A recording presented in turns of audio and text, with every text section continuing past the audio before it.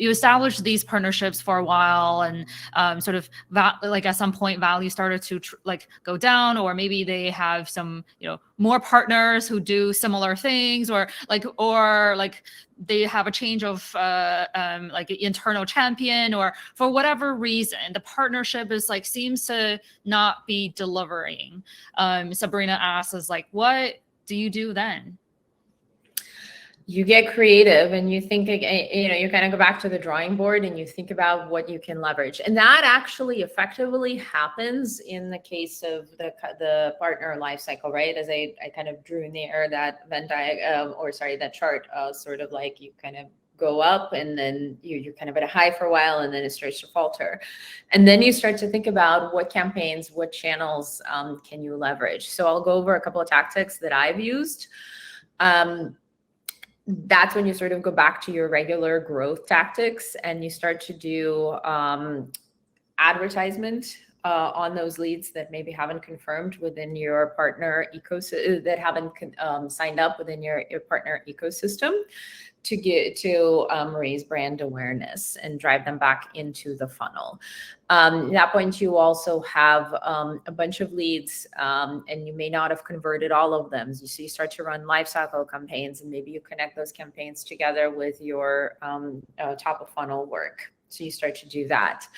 And then you think about, again, within your area of excellence, within your unique value prop, what else is happening in your ecosystem? Are there any events? Is there any new government regulation that you want to talk about? Is there anything new that you can entice your partner with to continue to leverage and create campaigns? So one really good example in the case of Guideline was state mandates.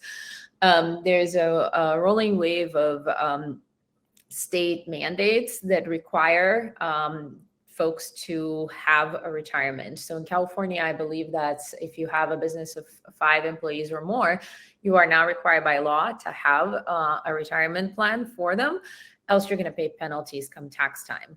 And, you know, payroll providers may not know about that. Their customers may not know about that. So you get to run campaigns and do that kind of education for their customers.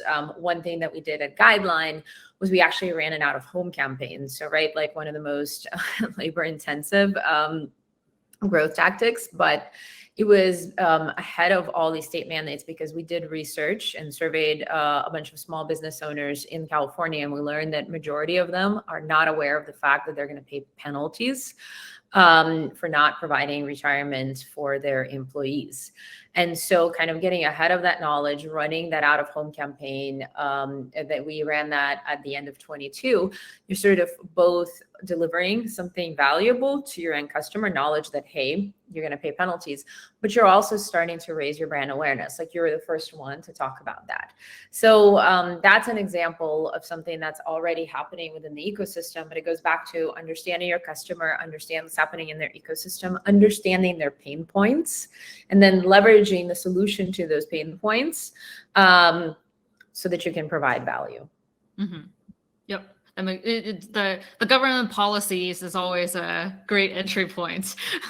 Absolutely. I call that government tailwinds. Sometimes the government does give your product tailwinds. Sometimes it, you know, slaps you in the face, but ideally you're in an industry where it doesn't.